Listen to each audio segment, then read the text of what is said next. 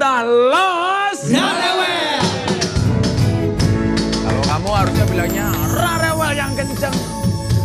Nah, ini kan bulan Ramadan, Mas. Ya. Dengan kondisi yang kemarin seperti itu, kader-kader Demokrat ada yang membelot macam-macam, dimaafkan nggak sih, Mas? Nah, saya punya role-nya nih, kita lihat. Soal pembangkang, AHY, kami memaafkan, tapi tak bisa dilupakan. Nah, kenapa, Mas? Ya, Penerapannya karena gimana itu? begini, kita juga harus paham dalam mengelola organisasi yang kadernya banyak sekali, kita juga harus maklumi bahwa banyak sekali kader Demokrat yang masih sebetulnya marah, kecewa, sedih, bercampur aduk terhadap perilaku sejumlah kader yang dianggap telah berkhianat. Oke. Walaupun saya ingatkan begini, tolong jangan semua disamaratakan. Karena harus dibedakan, ada mereka yang memang dalang utama, aktornya, aktor. otaknya.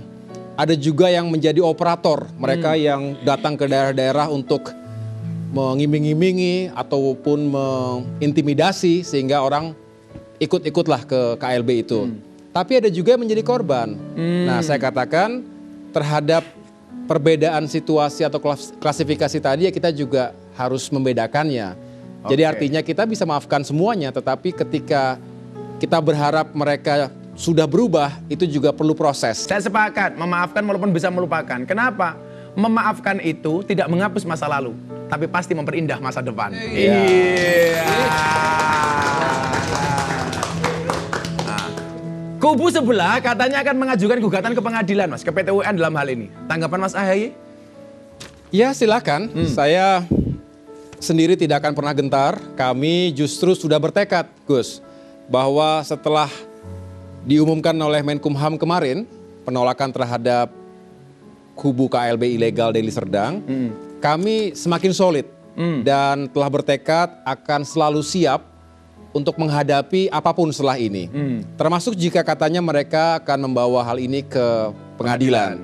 Kami katakan kami juga akan terus mempersiapkan langkah-langkah hukum yang solid, yang efektif. Karena kami yakin segala kebenaran dengan bukti data yang kami miliki, kami bisa jelaskan dengan baik.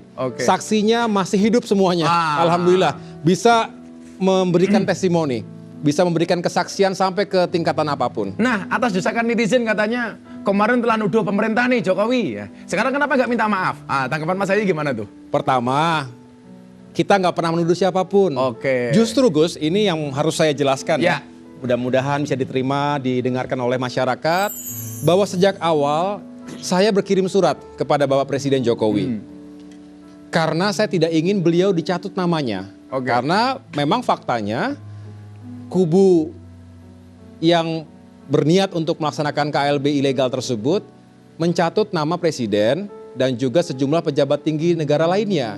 Seolah-olah mereka semua sudah di blessing dan juga didukung. Ini juga sebagai bagian untuk menakut-nakuti kader kami di bawah, termasuk juga mengiming-imingi kalau kamu bergabung dengan KLB maka bisa mendapatkan posisi, uang, posisi, kedudukan dan lain-lain.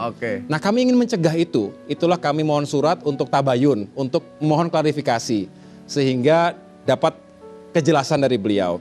Tapi kami tidak pernah sekalipun menuduh siapapun, apalagi pemimpin kami sendiri. Dan dengan itu kami mencoba untuk benar-benar rasional bahwa memang ternyata ini semua adalah inisiatif murni dari orang per orang. Tidak ada urusan dengan yang lain, tidak ada.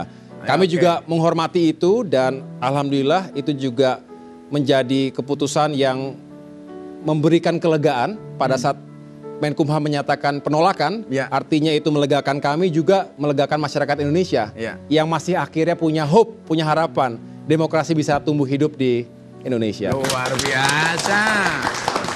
Kan ini ujian nih bagi Mas Agus dan kawan-kawan Demokrat. Ketika Allah memberikan kamu ujian, Allah tidak memerintahkan kamu untuk mencari jalan keluar hingga penat. Tetapi Allah memerintahkan kamu untuk sabar dan sholat. Itulah kenapa kemudian dikatakan innallaha ma'as-sabirin. Sesungguhnya Allah bersama orang-orang yang sabar. Sabar itu capek, sabar itu pahit, sabar itu nggak enak. Tetapi pasti akan indah pada waktunya. Kapan? Ya sabar saja. Maka ketika kemudian kita dikasih masalah oleh Allah, ingat, bukan ombaknya yang besar, tetapi perahunya yang terlalu kecil. Bukan ujiannya yang besar, tetapi iman kita yang terlalu lemah.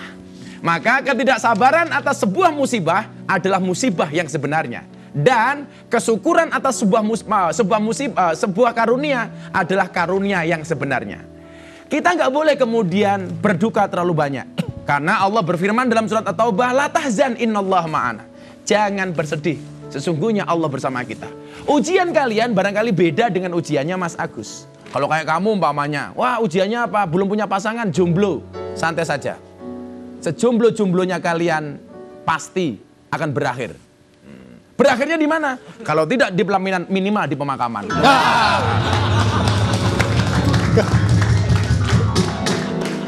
Allah menciptakan manusia berpasang-pasangan, betul? Betul. Itu artinya kalau kamu tidak punya pasangan, jelas kamu bukan manusia.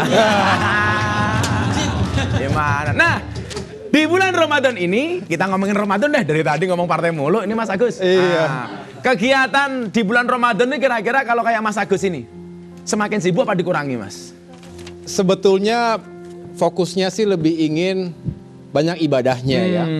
Tapi juga sebetulnya di bulan suci yang penuh barokah ini insya Allah membuka ruang yang luas bagi kita untuk lebih bersimpati, bahkan peduli termasuk memberikan bantuan, pertolongan kepada saudara-saudara kita yang sangat membutuhkan.